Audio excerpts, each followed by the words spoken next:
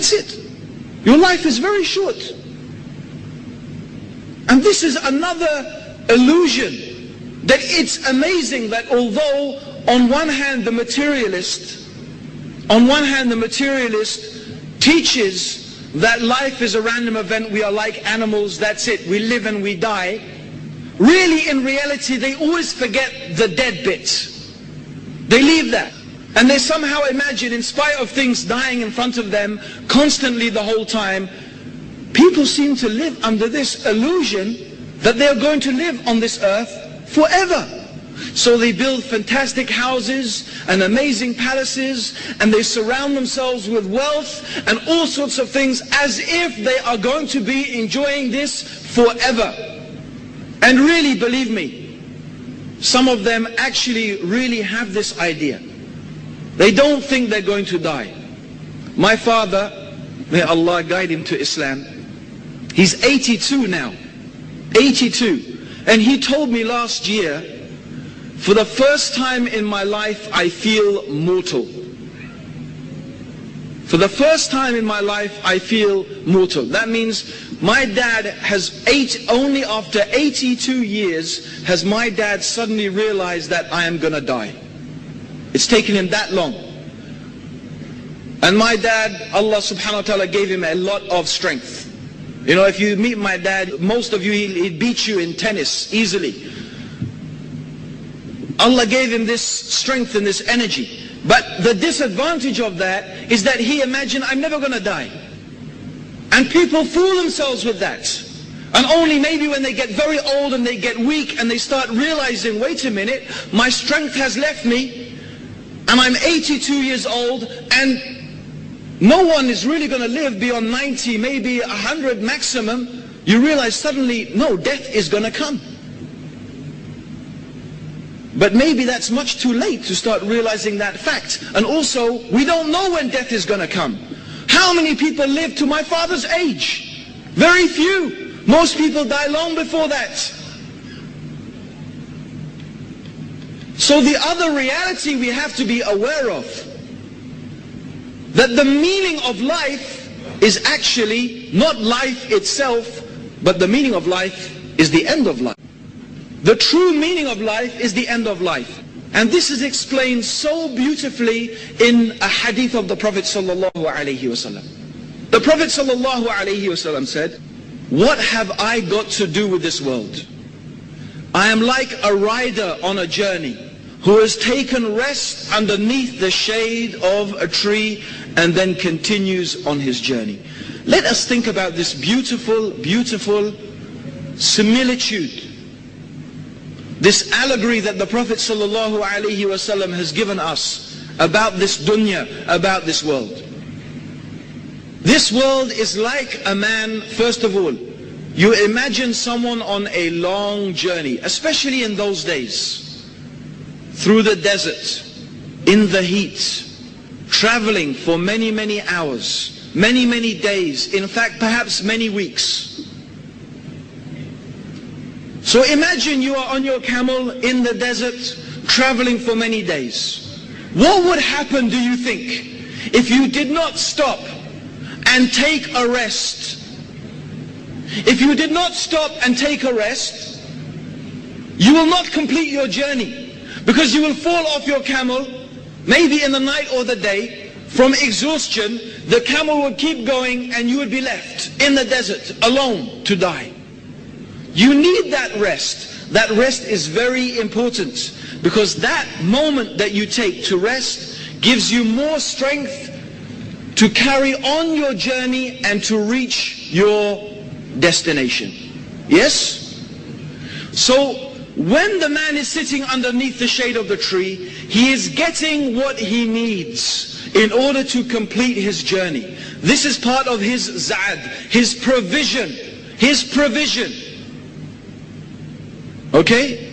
So this is our existence. Our existence is like a long journey. From when Allah, He created us until we reach our destination. But our destination is not this world. No.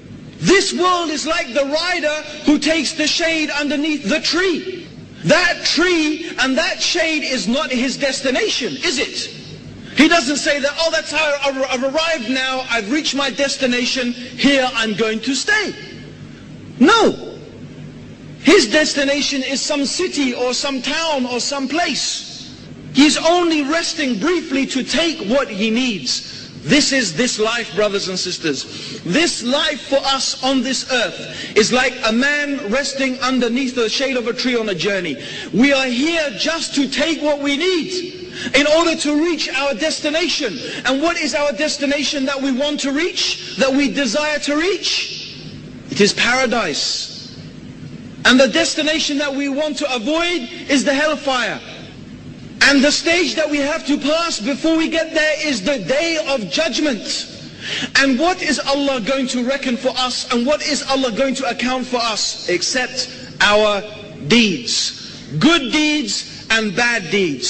So what do we need from this life? Good deeds. That is the provision we need from this life. That is what we need to take from this world. Good deeds, so that we can reach our destination of paradise. But most people, my brothers and sisters, they are fooled. They imagine that this is the destination. They have been confused, and they have been taken in by the life of this world, and they have been deceived by the life of this world, and they imagine this is the destination. Here I am, I've arrived. What a beautiful world it is. Look at the sun, look at the trees, look at these nice things. And they amass the wealth, and they build nice houses, and they have palaces for themselves and cars, and they believe this is it. So they do everything they can to acquire the things of this world. But the reality is, they will die, and they will not take any of it with them. And then they will see the true reality, and they will see that they have prepared nothing for their journey. And when they meet Allah on the day of judgment, what deeds will they have? What deeds will they have? Nothing.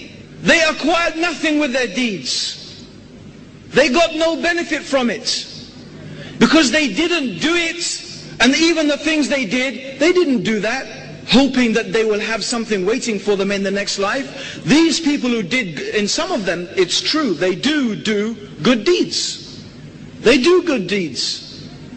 But these good deeds will only benefit them in the life of this world. They did not do that seeking the hereafter.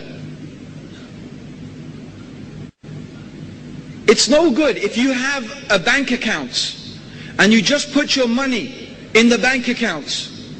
All you will get is what you put in. But if you invest your money in a business, or in the terms of the kuffar, if you put it in an interest-bearing account, it's not halal for us, but I'm just giving you an example. If you put it in an interest-bearing account, then you not only have your money, but you have what you have earned on top of it. Yes?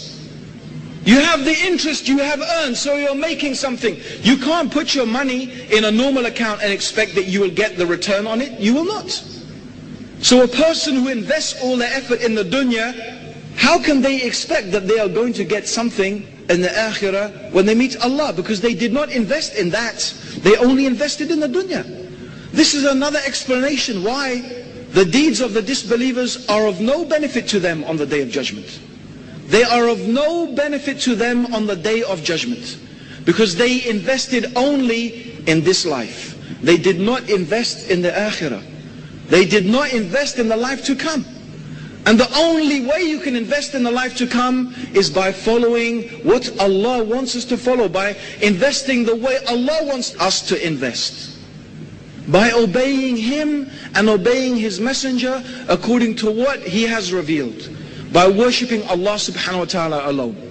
So this, my brothers and sisters, is another very important thing to realize about the life of the human being, the meaning of the life. The meaning of life actually is not this life. The meaning of life is the day that we are going to stand in front of Allah, and He is going to weigh up for us, and He is going to account for us the things that we did, the good and the bad.